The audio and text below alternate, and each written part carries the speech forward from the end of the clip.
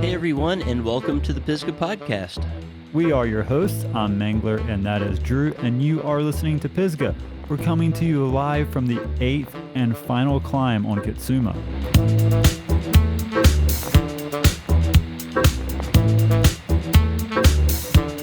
Alright, so for news and past week updates, the major thing that we have is that our region's downhill series just wrapped up.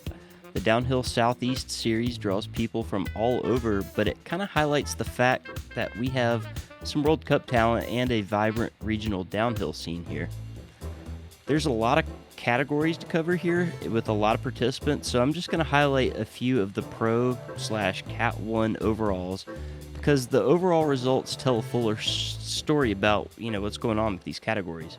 So for Downhill Southeast Round 4, the final at Sugar Mountain this past weekend, standout results go to Filthy Phil Jones for pulling a third in single crown. All right. Yeah. Will Murray for his first place in the men's 40+, and the pro women's top three go to Lily Driver of Taylor's, South Carolina. Second place was Carolyn Washam, repping Mooresville, North Carolina, and Knoxville's Frida Roning for taking a commanding first place at 38 seconds ahead of the competition. So major shout out to Phil Jones. We've watched that dude grow up from riding BMX. And he's always been such a solid machine on the 20-inch bike. And when I saw that he got a mountain bike, like last year or something, I knew stuff was going to go down. And clearly it is. But, it's cool to have this awesome race series going on. Nico does a lot of really rad stuff putting the series on. But kind of how do these results kind of round out the overall? The overall kind of tells a fuller story about what's going on, and that's what I like about a full series versus just a one-off race. So if we look at the single crown race, it's what I call the civilian race, or maybe people that race enduros participate in this one, or people that are warming up for downhill will take their single crown bike and go in this one. So in single crown, Jared Russell took the most points for first place. He did all 4 events and placed well in each one of them. Will Zierden placed second overall, and Gus Michaels placed third. Both Will and Gus participated in 3 events each, but by the math, Jared would likely have still taken the overall category, even if Will and Gus had done all 4 events. It's also worth mentioning that the overall winner, Jared Russell, competed in 3 of the men's pro races as well. He's a proper hungry racer. Side note, I helped Jared Russell get out of the woods 3 winters ago. And I think it was me, him, and Dawson went out and rode to North Slope, and he smashed a tree with his shoulder and tied up his arm with my T-shirt, then rode back to my car and then drove back. But he was like, 3 days later, he's like, yeah, dude, I'm good. It just hurt. I don't know. Nice. Savage on top of it all. So the men's 40+ had a similar outcome, but it's a little tighter of a spread. We had Kevin Liebig takes first overall with 94 points, having participated in all 4 races. Got Millworry, that's his Instagram name. Will Murray pulling a second overall with 27 less points. Had Will done all 4 events, it would have been a tighter, but hard to say how it would have panned out spread. And Jason Sherrill tied with Stephen Gray for third overall. Jason with just 3 events, and Stephen having done all 4.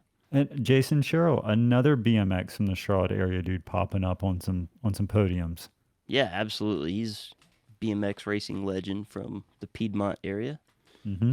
And if we go to the pro women's overall, it's got an interesting spread. Carolyn Washam places first in the overall with strong results, making all 4 races. Lily Driver in second, and Jordan Bell in third, both having 3 races under their belt. Both missing the Windrock result that could have made their results for the overall completely different. But I think it would be a disservice not to mention that 4th overall went to Frida Roning, only competing twice in the series and having won both races that she did. Frida was the real wild card in the women's pro category. Yeah, Frida definitely shook it up. But also, Caroline, I want to say that she did at least one of those races after a quick recovery from a major injury, I believe. For sure, and just placing in general consistent across the board, slow and steady in the overall results makes the most difference if you're going for that overall. Yeah, slow and steady wins the race. hmm If you go for the men's pro overall results, take placing well and consistently competing in a different direction. Men's pro was only Cat 1 Pro, where the overall was won by someone who didn't compete in all four events. Nico Malali took the overall first spot with consistent good finishes, but only present in 3 races. Jake Kahn got second spot and TJ Henson in third, both having done all 4 races. Noteworthy wildcards here are current national champion Dakota Norton finishing 4th overall with only 2 races in the series, but having placed first in both of those, and Isaac Leveson in 7th place with 2 impressive results. Man, it's really interesting to look at the complete overall, like looking how people place throughout the series. And I'm sure you could probably do lots of mathing and maybe figure out something, but without knowing how someone was going to place an event, you kind of really don't know. And also, shout out to Isak because he builds his own frames, and that's really badass. Yeah, that's pretty rad, and it's also pretty cool, and he's able to pull off a repair out in the middle of nowhere in a different country, too. Yeah. So, Mangler, it was new bike week for you. How does she shred? I was kind of going to hold out on talking about new bike week till you got new bikes so that we could talk about our new bikes together. But since you bring it up and I'm really, really psyched on it, I bought a specialized enduro frame and built it up with some part swaps and a couple of new things. Man, that bike shreds hard. First ride on it, I went out to Canuga. I think it was like last Saturday afternoon, and pretty much as soon as I peaked to the top of the mountain, it just like downpoured on me. So I just like beelined it down GNCC. My glasses were just covered in water. It was dark. I couldn't see. And like I finally get home and like, I don't take Strava seriously, but I look at it and I'm like, wow, I PR'd GNCC like in the rain, couldn't see, it was wet. So that kind of gives a testament to that bike. And it climbs pretty fast because I think I might have even PR'd the climb to the top too. But definitely feels good to be back on a longer legged bike. That's good to hear, yeah. And new bike news for me. I do have a tracking number for mine. I should Oh, have it this coming Tuesday, okay. but I don't want to jinx myself, so I'm going to knock on wood. Okay, cool. Well, let's hope our FedEx dude shows up on time. We've gotten newer bikes, and you just got back from a snowshoe trip. So how'd that go? Man, snowshoe is excellent. First off, I got to say major congratulations to my friends Matt and Lindsay for finally getting to have their wedding. That was supposed to be last year, but COVID. Yeah. And it was a super fun ceremony on the top floor at the Corduroy Inn, right across from the Western Territory start gate. Ooh. And, it was cool. They had some cute photos taken at the start gate there and with their bikes and whatnot. I mean, But you have to. yeah, absolutely. If it's there and there's camera people that you're paying, you got to do that. Hmm. But the trails were the driest I've ever seen on that mountain. I didn't even have to wash my bike after riding. It was pretty chilly. The highs were in the upper 70s in the day and low 50s at night, which was a pretty welcome change from back home. Yeah, what's interesting is I've had lots of friends making trips up to Snowshoe this year, and they've all had like amazing weather. Like, very few people have had like, the rainouts that Snowshoe's kind of known for sometimes. But, like me and Jessica went up, had a great time. Our friends, Kevin and Mary Lynn and Michelle and Chris are up there right now and having great weather. So it's awesome to see people getting up to do multi-day trips to Snowshoe and not getting the stereotypical snowshoe rain shower. But also that does throw a little hint towards climate change. Dust shoe, mud shoe, snowshoe, whatever you want to call it, as long as we don't have weather delays to get back up the lift, I'm fine. Yeah. So let's get to this week's interview. It's pretty neat. When did you become the mountain bike guide to rock stars? Oh man, this is an interesting one for sure. It's, one of those things where one of your friends gives your number to someone, you get a random text message, and next thing you know, you're taking the drummer from Hoobastank on a mountain bike ride on Kitsuma. So that's kind of how it happened. And, you know, we've got a new friend, we've got a new podcast guest, and yeah, so here is Chris Hesse, the drummer from Hoobastank.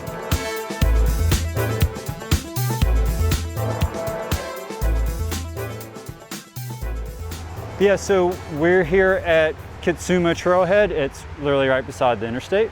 Yeah.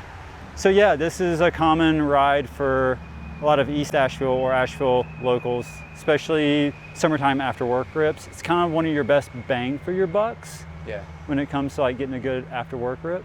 Awesome. And so yeah, it's a little single track climb. It'll get steep and switchbacky, and then it gets fun. And you will have to wait for me. That's okay. That'll be. Hopefully I'm not struggling too much. I used to be in great shape. You know, I brought Vans for this very purpose, like just in case. Your dual purpose shoe? Yeah, they work. They're not ideal. But it's better than not riding. Yeah, for sure. I mean, and I bring Vans anytime I'm like driving somewhere to go ride. So that way if I forget my shoes, I've got backup. And that happens a lot. I've definitely had a couple occasions of leaving the shoes at home. Yeah. Want some berries? Oh yeah. Blackberries? So that's a wine berry. Oh. They're really good. Should eat that guy. I'm looking for some more. We have a mixture of blackberries and wine berries. Yeah. Saying this is good? Yeah. Might be a little tart, but I can see the been picked over pretty good. Yeah, I mean, it's the low-hanging fruit. Yeah. All right, here's where it gets steep.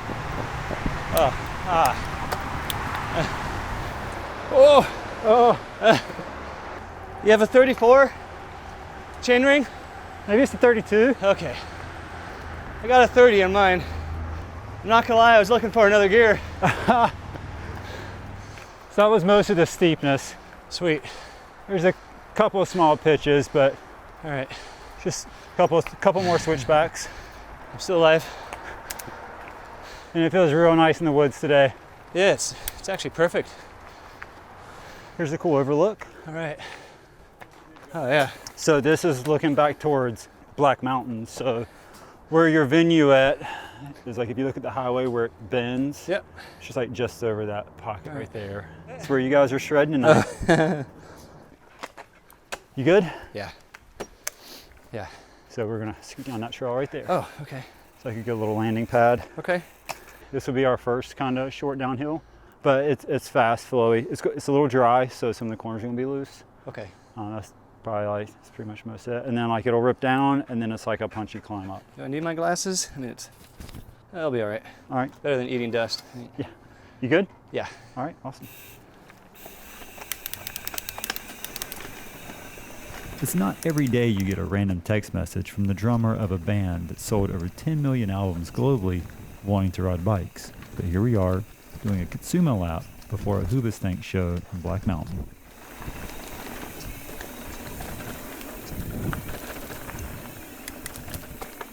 So we got a couple of little up and downs like that. Okay. I think 2 more climbs. Have you ridden out east before at all? No. Oh, first time. I've only been riding, well, for 3 years. So, yeah, my traveling's pretty limited, you know, and the last 2 were COVID. So. Like, the farthest I've gone is Humboldt, up north. Like, I had a trip planned to go all the way up to Washington. My sisters both live up there. Okay. But couldn't make it happen. Yeah. Yeah. East Coast routing is different, but it has some similarities for sure. Like, more hilly? Yeah. Mm-hmm. Out here, people are like, oh, that trail is like the best descent. Well, what they're not telling you is there's like 3 climbs in it. One of them is like a steep hike-a-bike. Yeah. So it's like not all straight down. There's a couple that are just pretty much like all downhill. Yeah. But for the most part, like everything's got a little climb in it. But keeps you sharp. Yeah, I don't mind. Yeah. You good? Yeah. Sweet. Thanks. It's great to be able to give a good Pisgah experience to someone new. Now, I don't consider myself a top-level guide like our friends at the Bike Farm or Red Wolf, but I'm always down to show a new friend a good time in our awesome forest, even if it hurts them, but in a good way. This is probably the last sucky climb. All right. How you feeling? Oh God, I'm dying. I have not felt like this since I started riding.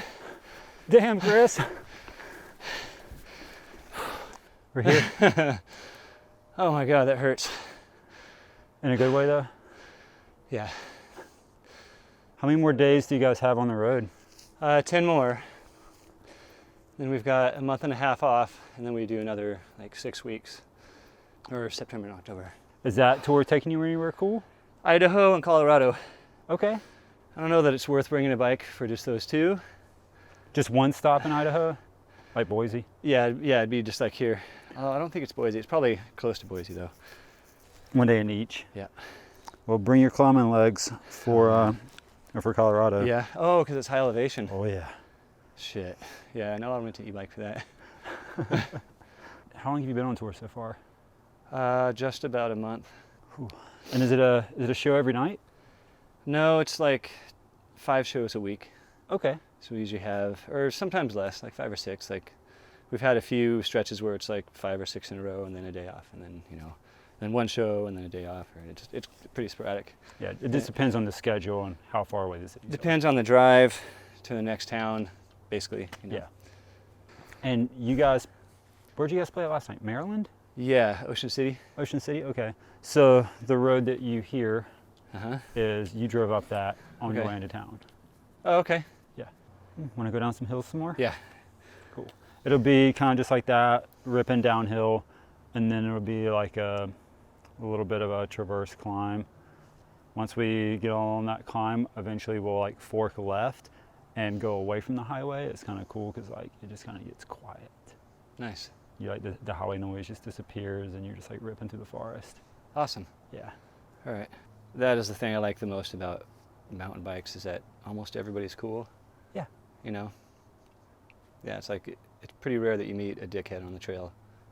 I mean, it happens, but Sure. Yeah. but for the most part, Yeah. you know, we're all psyched to be doing what we're doing, so Yeah. we're not mad about it. No. All right. Sweet.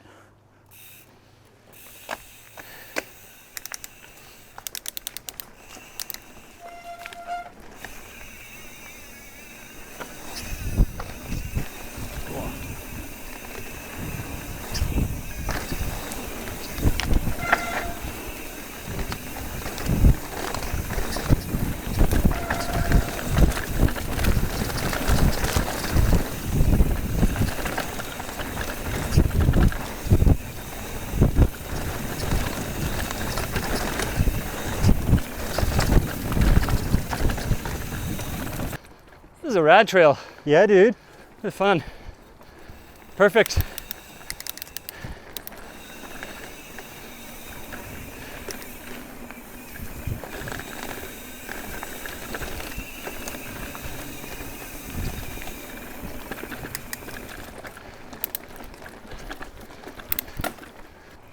You forget about those shitty climbs Oh, real yeah. quick. Oh. Legs start to burn on the way down too. Yeah. That's good.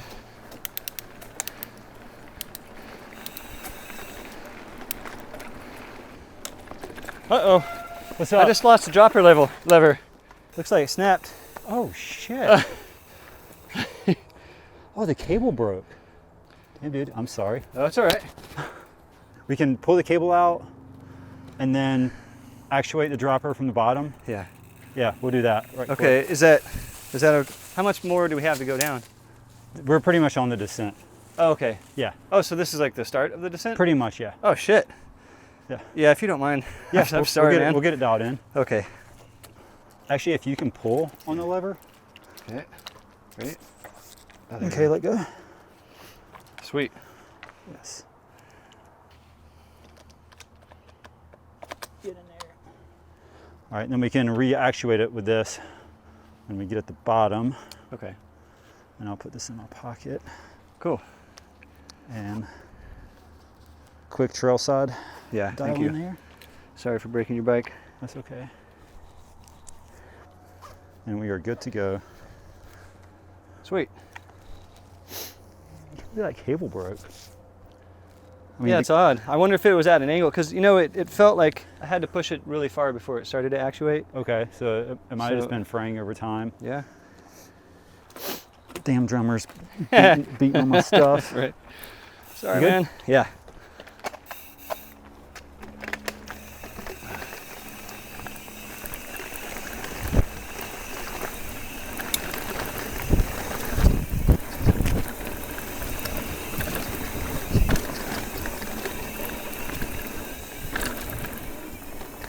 Oh.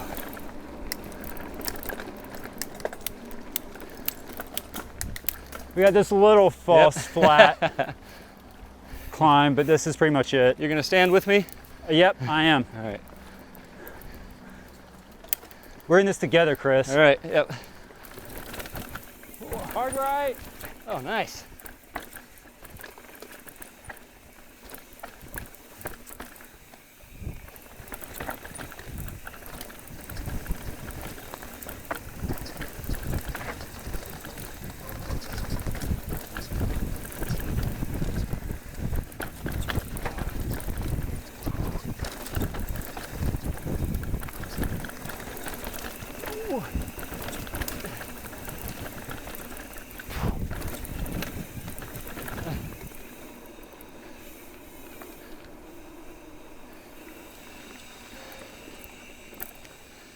All right, I sent that last little booter Good. against recommendation.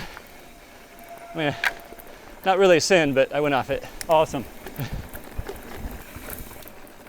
I love I-9. Awesome. I miss that sound.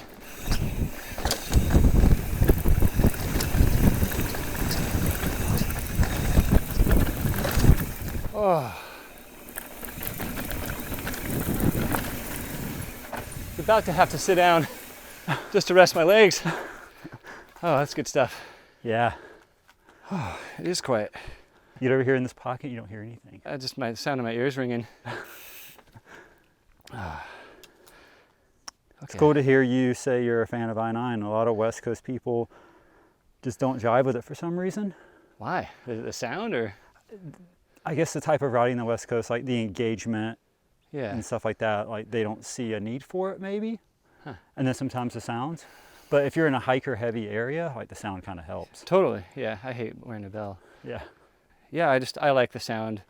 And, you know, my bike came stock with like the worst hub. It's a 370, DT Swiss 370. It's just Like 20 degrees Yeah, before totally. engagement. and man, I really felt the difference. I don't really notice now. And I mean, Nice. who wouldn't want more engagement? Yeah. You know, Yeah, so it's pretty much like this all the way to the bottom. that's awesome. Yeah. This is perfect. Yeah. Fun. You good? Yeah. Hell yeah, yeah. my hips are starting to loosen up a little bit. Yeah, getting the feel a little bit better. Yeah. Like getting the balance down.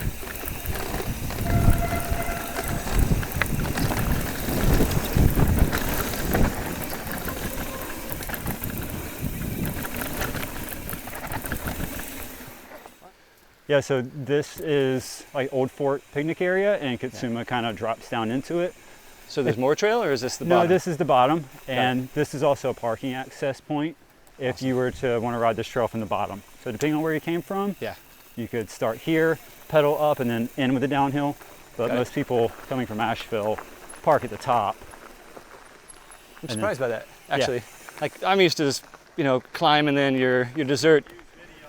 Yeah, I mean, it is a small world, huh? Yeah, it is a small world, and with social media and bike riding, like it just gets smaller and smaller and smaller. Yeah. Like you and I were 1 degree of separation. True. I love it, man. Yeah. It's great. I've met some just super good people riding. Yeah. You know, like some of my favorite people, and to the point where I'm pretty sure I'd still hang out and at least drink beer even if I didn't ride bikes. You know? Yeah. Yeah, you meet some characters, you meet some rad people, some fun people. Yeah. It's a good way to see the world, and Yeah. it's fun. I like it. How did you originally get started with mountain biking? Our singer invited me to go on a bike ride with some of the dads from his daughter's school, like some of his dad buddies. Okay. And I borrowed somebody's 2009 clapped out Diamondback something or other, you know, full suspension, just super long stint, like, you know, whatever. But I'd never ridden a full suspension bike at that point. And I'd ridden a hardtail before, but yeah, just never got into it. Like I rode bikes when I was a kid, but purely as a means of transportation. Yeah.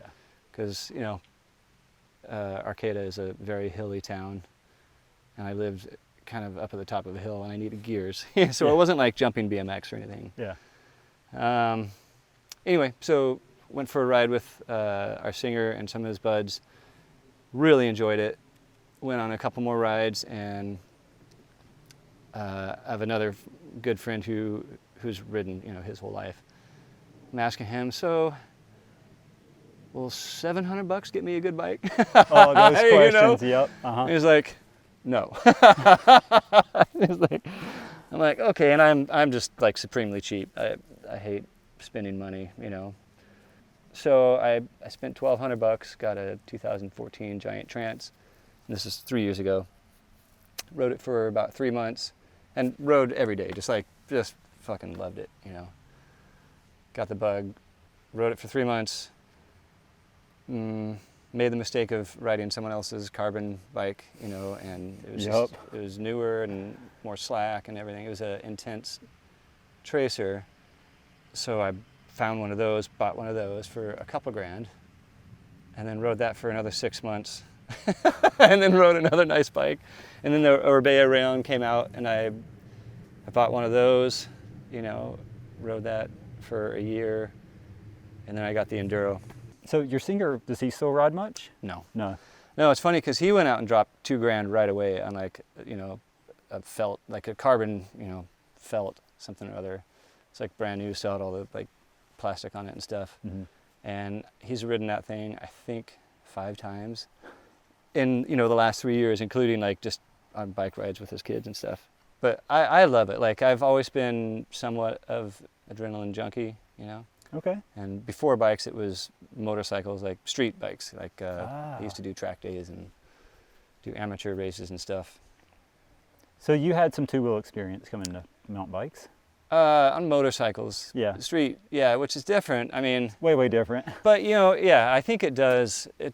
Some of it, you know, translates though. Yeah, like, Just- you know, leaning over into corners and how to carry speed through a corner, like when to brake and stuff No, like it's that. all, that's actually backwards. Really? Yeah, on street bikes, you brake up to the apex. Like, you want to brake all the way to the apex hard too. They're like designed to do that. It shortens the wheelbase, you get a tighter turning radius, and you can lean those things over. I mean, I've got, you know, elbow on the ground pictures. Yeah. But you're leaning your body over as opposed to the bike. So it's Yeah. opposite, Yeah. you know. And these, I'll be learning until I die, but I'm still getting used to braking and then letting off as soon as I start turning, and like I'm getting better at moving the bike instead of my body, you know. But the braking is honestly, like, I started paying attention to that like probably a year ago. Okay. You know, like braking and cornering and Yeah. and actual technique. Mhm. You know, because before I was just trying to get gnarly and ride the gnarly shit I could find with just no experience, you know, and had a string of injuries, and since then I've dialed it back a little bit. Yeah.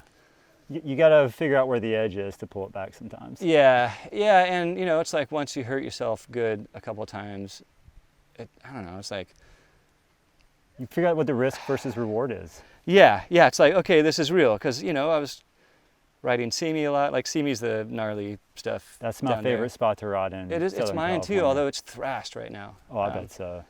Anyway, so yeah, riding that, and you know, riding the trails kind of fast and doing gnarly shit. Those trails get really fast, and they've got some moves on them. Yeah, so many people get helicoptered out of there. Really? Yeah, totally. Yeah, it happens all the time, and fortunately, it hasn't happened to me. But yeah, I was riding it without technique. You know what I Yeah. mean? Like, just going fast with no technique. So Just white knuckle, no brakes, just straight down the hill. yeah, I was braking a lot. Okay. And in the wrong spots. Yeah. But yeah, so I think I've gotten faster in the last year just from learning how to brake, or, you know, paying attention to it at least. What's kind of your go-to ride spot right now back home? I guess I've been riding the trails behind my house, which is Calabasas Peak. Okay. And it's technically, I guess it's Santa Monica Mountains. you know. Mm-hmm. Yeah, I've been riding that probably more than anything just because it's convenient. Yeah, you're kind of one ridge over from where our friend Juan Pablo lives, and when I was out there visiting, he took me on those trails, and kind of a humbling / scary moment was, I forget what trail it was we finished on, but he had a friend that finished maybe 20 minutes before we did and had taken a photo of a cougar that had followed him down the trail. Yeah. Do And you know who that was? I can't remember who the other who sent the photo to Juan Pablo. Okay. But like Juan Pablo like is like amigo and like shows me. He's like, Yeah. I was like, wait, I know that corner. We just rode that corner. When was that? He was like, this happened within 20 minutes of us. Yeah. Ooh. That's real. Yeah, and they're everywhere. I mean, yeah. I haven't seen one, but you know, I definitely have a couple friends who've seen them. You know, and obviously they weren't attacked or anything. But Yeah. yeah, it's pretty gnarly that we have lions in Southern California. Like these exotic animals are on the trails that we ride. You are literally not the top of the food chain there. No. That's a humbling experience for sure. Like Yeah. we have bears here, but They're pretty scared though. they're aren't they? mostly scared of humans in Yeah. certain areas. Like when you're in like Asheville proper, they don't give a shit. But like out here in the woods, But they're not trying to eat you, right? no, they're Yeah. hauling ass away from you because they think you're Yeah. going to shoot them Yeah. or they want to get in your garbage. Right. Yeah.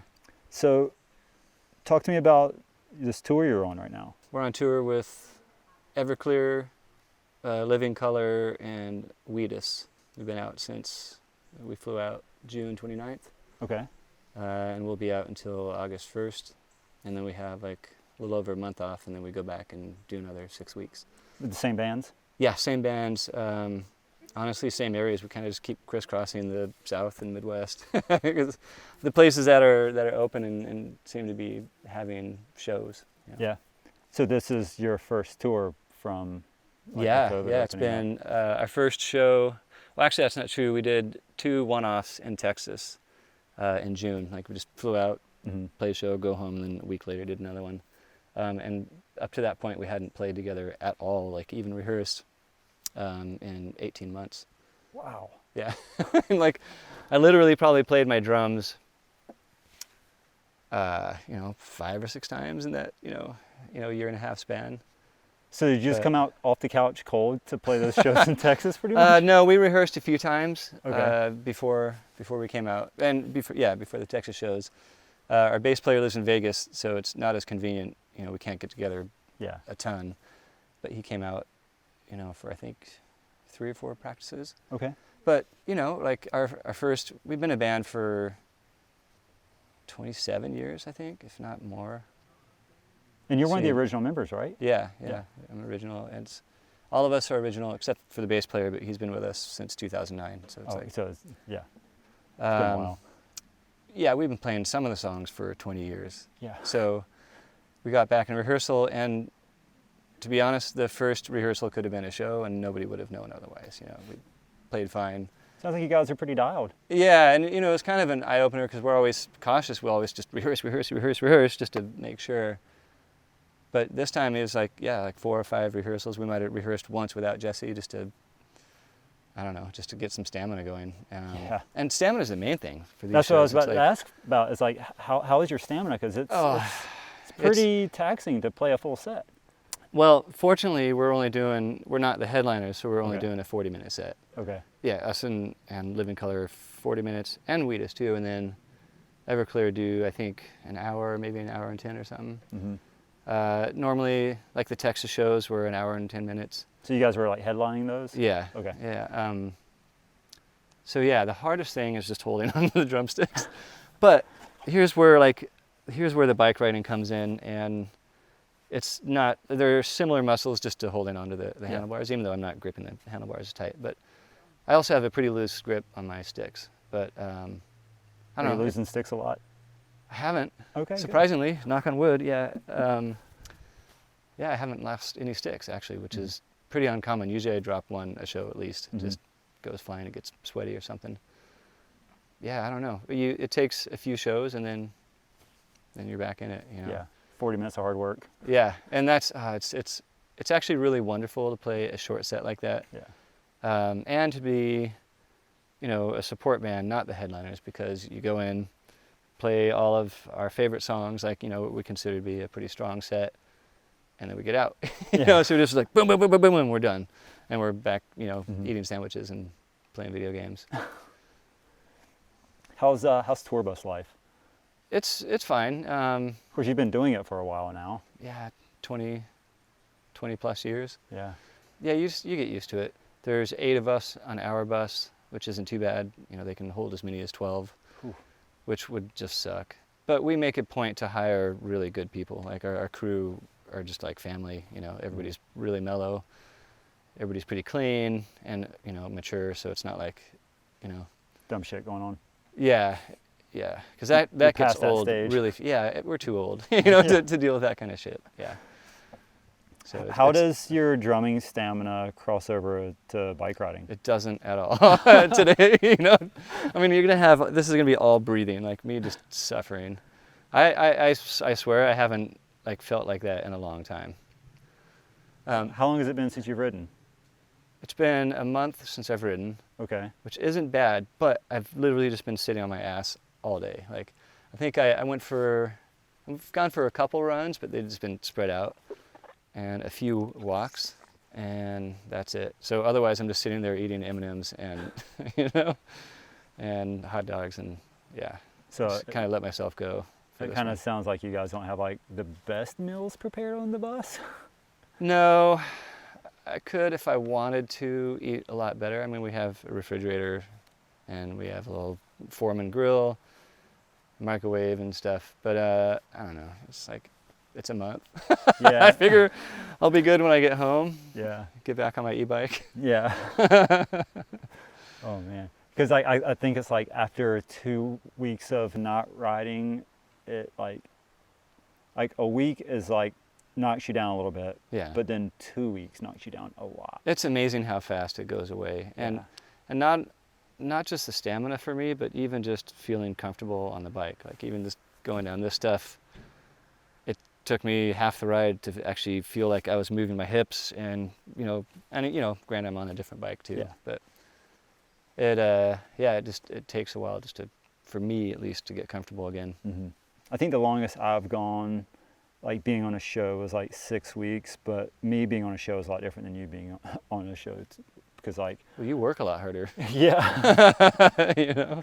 Yeah. I mean, doing a TV show where we're shooting 6 days a week. Yeah. Traveling, shooting some days as well, just constant going. It keeps me active. Yeah. So it doesn't when I get back on the bike, it's not a huge of a difference. Yeah. Do you have the capability to bring a bike on tour if you wanted? I could. It would be expensive to ship it in and out. It's probably not worth it for a tour like this, where it's all Midwest and South, where it's just this is the first place that I've been where there's actually been good riding. Okay. And the next run we do, there will be a couple. So is it worth flying my bike in and out to ride for 2 days? Or maybe 3. Mm-hmm. Definitely a lot easier to rent a bike in an area, because if you're in an area that has trails, there's going to be a shop or something. That you can Totally. probably Yeah, I was prepared to rent one today, but Mhm. fortunately you had this thing. Yeah, that you broke. Yeah, promptly broke. One of the other guys in Everclear, I think one of the crew guys, brought out a fold-up bike Okay. that honestly just to pedal something would maybe feel good. Yeah, there's been times where I've been on shoots in some Kansas City or something, and just rented a city bike. Yeah. Just go bomb stairs, just do dumb shit with it. Yeah. Yeah, maybe I need to do that. Yeah. Yeah, I was ready to rent a beach cruiser yesterday in Ocean City, but nobody else wanted to do it with me, and there's kind of a lot of traffic on the boardwalk. So Yeah, that's true. You've been a musician long enough to go through the transition of how the music industry has changed. yeah, So, where you used to make good money off record sales, late 90s, obviously went away in the early 2000s. Has it transitioned to shows being your money maker now? no, we're one of the few unfortunate bands that still makes money just off streaming revenue. Okay. Mostly streaming revenue, to be honest. Nice. YouTube and Spotify and Apple. somehow make enough. That makes us more than the touring. But Okay. the touring is nice. The other day when you texted me, I haven't listened to you guys' music in a long time. And Yeah. So I went back and watched a couple of YouTube videos. So hopefully you made a couple bucks off that. A few pennies. But yeah, get enough people doing it and it turns into dollars. Yeah. What's your usual crew back home that you ride with? You mentioned that, you ride with Curtis Keene a little bit and our friend Juan Pablo. I have a main gang that I ride with. Although it's kind of been like, since COVID, to be honest, and since we stopped riding See Me, it's been kind of more fragmented. Like, we're all still buds. I'm on like 3 or 4 different mountain bike threads, Oh yeah. But there's a gang of probably 8 to 10 of us that ride together most of the time. And then my other buddy, Eric, who's kind of, he's the one who got me, the one who I was asking how much bikes cost, And, so like a few different groups, but the main one, I met those guys at See Me, just was up there on my own and ran into them, and they were, I was pretty fresh. They helped me into a lot of the shit that I was not confident on, and Keen's the same. I mean, if anything, he's helped my riding definitely more than anybody. Just, he'll make me ride in front of him, which I hate. But it's like, I've got just, an ex-pro downhiller, I guess still pro downhiller, as a coach. But I ride my shittiest, when he's behind me. Because I know that he's just not judging, but I just, it's like I don't want to disappoint, and I definitely do. But, it's like he gives me the pointers, like, things that he sees me doing, look more into corners, brake first, let up when you start cornering. That's pretty awesome to have, though. It's fucking awesome. Yeah. He's a super good dude. Yeah, we used to do, again, like, SEMA was like the big connector for everybody. Everybody was riding to see me, and we would have like 20-person gangs. Like just ripping down huge. Hummingbird and stuff. No, yeah, yep. And it was just a dust fest. Because again, I'm like the slowest guy. They're eating all their dust. So this is your first time riding, East Coast stuff. Yeah. We are in Pisgah National Forest, although this is what we consider kind of, quote, the other Pisgah, because this is a different district than the more popular stuff, which is over in Brevard. So Kitsuma is pretty popular for what it is, because it's really close to easy access. We pedal down beside the interstate. This is really convenient. Yeah. So what did you think of Kitsuma? It was awesome. This is exactly what I needed today. Like, low risk, high fun, if that makes sense, Oh, yeah. Yeah, and honestly, the climb wasn't that bad. I'm just in garbage shape, so. Well, the climb's not over. We haven't even, done the climb yet. Okay. But it's like a chill greenway, so. Yeah. But you know what I mean? Like, this was perfect. Like, I shouldn't be doing anything, steep and gnarly, just because I shouldn't be breaking myself, but. You got an important 40-minute job every night. Yeah, exactly. And there's, 3 other dudes that rely on me for that. But this was a lot of fun. And I like the fact that it's shaded and the weather's beautiful. This time of year, it's kind of like a 50% chance of an afternoon shower somewhere in the area. And it's kind of a dicey roll wherever you go. But I saw it might rain at 5 or something. Maybe. It might not. It was a 50% chance. That's funny. So that's kind of what it is. But I wish I had more time to take you on like Heartbreak or some other Pisgah stuff. That's Is that over by you more? Heartbreak is the trail that's like it runs up the ridge, just up the road here to the Blue Ridge Parkway. It's about I want to say it's like a 3,000 foot descent. Wow. Yeah, same steepness as that, but a lot more straight lined to switchback corners. So yeah, it's a real fun one. Let's see, Heartbreak proper is 2,300 descent, and then you get to Star Gap, which is like another 1,000-foot descent. So that's awesome. Yeah, it's a lot of descent. I don't know that I would have had the legs for that, to be honest. There's that too, because like you definitely want to stop and take some breaks in that. Yeah, it would be a shit show, tonight if I tried to do something like that. Do you do a lot of double kick? No, I don't. I mean, you mean like double time on it? I don't have a double kick drum, Yeah, so okay. yeah, anything I do is just one leg.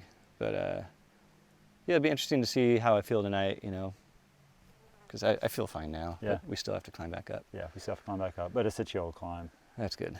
I'll get to introduce you to North Carolina state plant, the kudzu.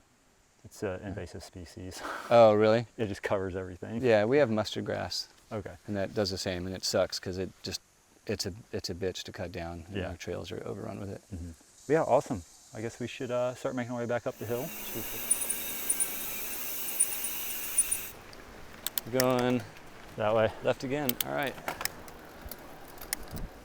Oh, we're there? Not quite. So, what's your life look like when you wrap up from this tour with that little break you've got?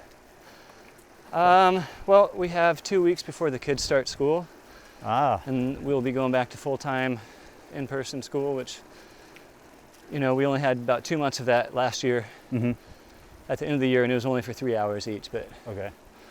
now they'll be going back for the full day. So, but that's not until August 16th. So we get back, we have a show, a home show on the 7th, on August 7th.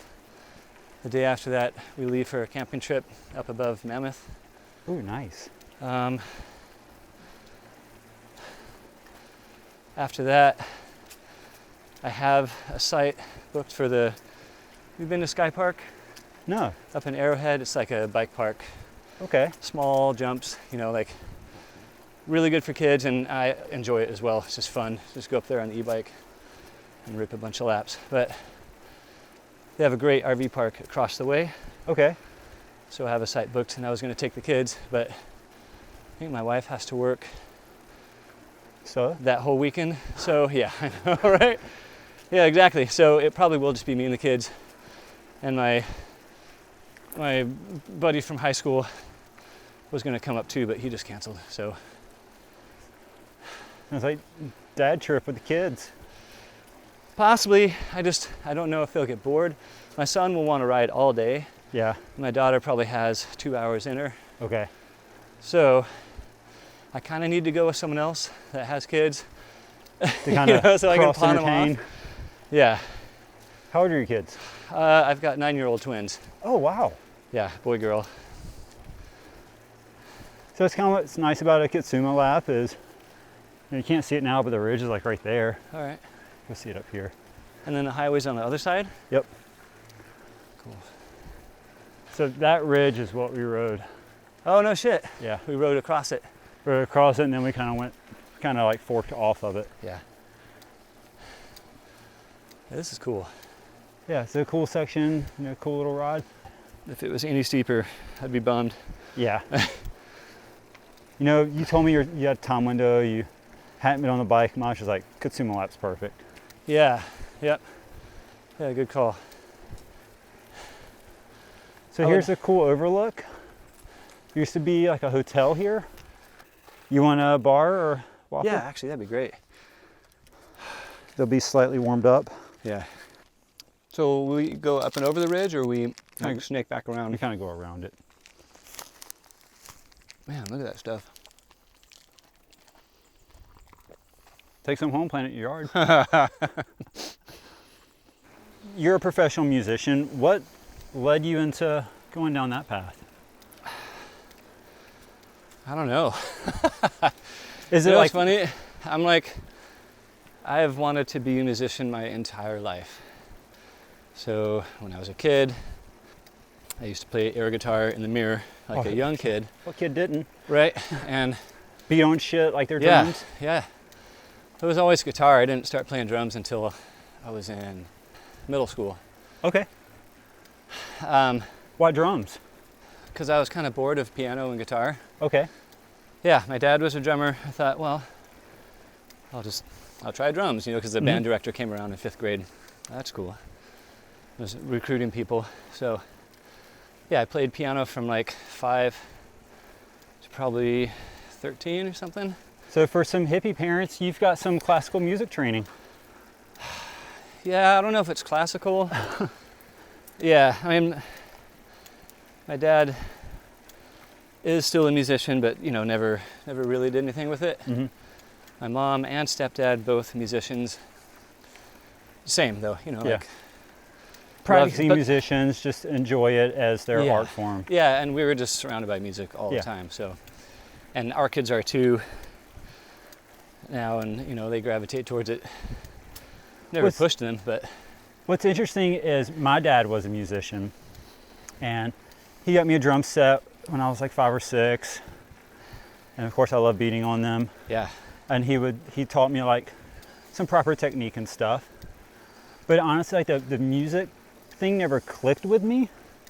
yeah. But I could figure out like all the technical aspects of, routing through pedals to an amp or yeah, stuff like that, which is yeah, probably what led me to my career today as a production sound mixer. I like that shit too. I am a mix and mastering engineer and do shit for other bands. Okay. When I'm home, my garage has been converted to a studio. I've been recently working on getting it converted to an Atmos Ooh, setup. 'Cause that's where Okay. everything's moving. yeah. Like Um, Dante and Atmos stuff. Yeah, I just wanted to perform. Yeah. Like when I was in the mirror, I was picturing, thousands and thousands of people. Yeah. It almost didn't matter what I was doing. Yeah, and that's really it. It's funny, I care less about performing now than I do just music in general. Okay. Just making it and whatnot. But I still do love it. Mm-hmm.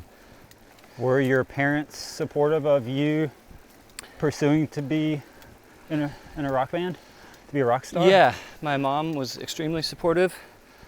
Stepdad too. My dad was not. It's funny. He was, but wasn't. So was not supportive of me moving to LA. When I told him I was going to move to LA, his words were, "Why do you want to move to LA? You're going to get shot." It's funny, man. Especially back then, lived very much through gut instinct, Mm-hmm. I feel like it usually kind of at least gets you in the right direction. Yeah. And I knew that I had to move to LA. And Because I you're don't not know why. going to go much of any place living in Humboldt County. Yeah. And it just felt right, Seemed like the thing to do.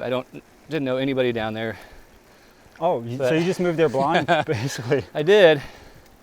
I moved down there with a guitar player friend from Humboldt because he got into Cal Arts. It's like Ooh, a okay. art and music school. Yeah, I moved down with him. He went home after 3 months, and I stayed. Started answering like classified ads, and met my band pretty quickly. But So that's how it started. yeah, Just answering classified ads. Drummer wanted, yeah. So was the band somewhat already formed and No. you came in? Okay. It was brand new. The singer and guitar player knew each other from high school. They brought in a guy that our guitar player had played with before in another band for bass, and that was kind of it. Just started writing songs. We always had a really good work ethic. We'd rehearse 3 times a week. Everybody was pretty clear in what we wanted to do. So you guys were on a mission. Yeah, I don't think it wouldn't have worked if everybody wasn't on the same page. Yeah. And while nobody really expected it to get to this point, Mm-hmm. that's what we were working towards. Yeah. I mean, that's kind of every musician's dream that wants to be a performer. Yeah. So from when you guys first met and started rehearsing, like how long till kind of the big break? Like 5 or 6 years. Okay, so it took some investment. Yeah, it took a while. And we even had, like the first 3 years, maybe even 4, were like building, like selling out all the local venues. And then, we're being looked at by a handful of record companies. We were very ska, playing kind of punk and ska stuff. Mm-hmm. We had a couple horn players, and we got passed up by all the record companies. Like nobody offered anything. And it almost seemed like we had plateaued, and maybe even we're starting to shows weren't selling out, you know? Okay. And we did a demo without the horns and might have streamlined our riding a little bit. Less ska and more rock, and that's basically what we got signed off of. Wow. Yeah. So ska almost killed you. Yeah. Yeah. Yeah. But it was the hot thing in LA, you know, at the moment. I mean, I remember But- ska being. I had a couple of punk friends in high school that were all about ska stuff. Yeah. It never clicked with me. It never hit big time. I don't think it clicked with a lot of people. Although, I mean, No Doubt was one of the biggest Yeah. ska bands, really. Oh, look at that. Well, Chris, we are here back at the parking lot, and that was a Kitsuma lap. That was a good ride. Thank you. And now we can get you back to the venue by 6 o'clock, so Where- you can be rock and roll star. Won't be able to use my legs. Well, Chris, thanks for hitting me up to come ride bikes, dude. This was awesome. Yeah, thank you, dude. Thank you for facilitating. I'm not sure I would have gone ahead with the bike rental and all that stuff otherwise, you know. Yeah. Especially not knowing where to go or anything. Yeah, thank you. It's been a pleasure.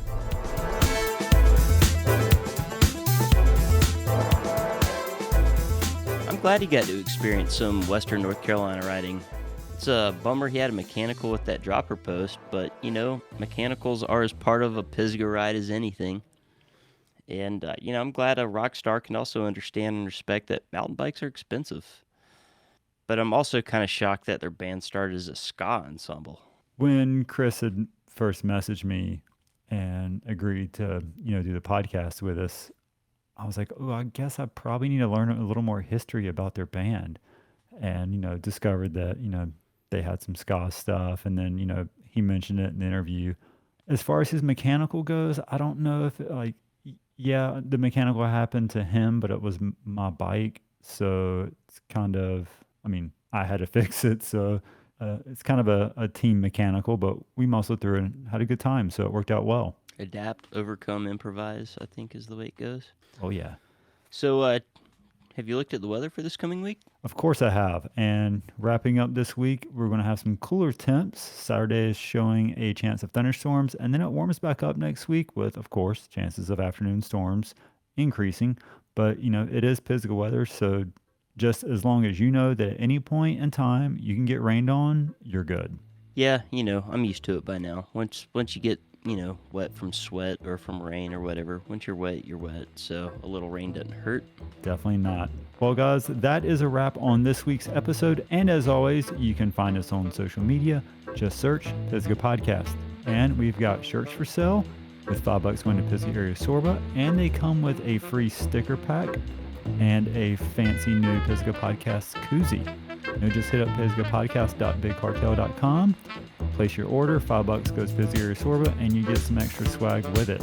And if you have ever missed the overall result from a race series just because you missed one race, go ahead and click subscribe, share with your friends, rate and review, whatever it takes. I can't say that I've missed out on a race series because I've technically only raced mountain bike races in my life. I raced some cyclocross series. Local, not local.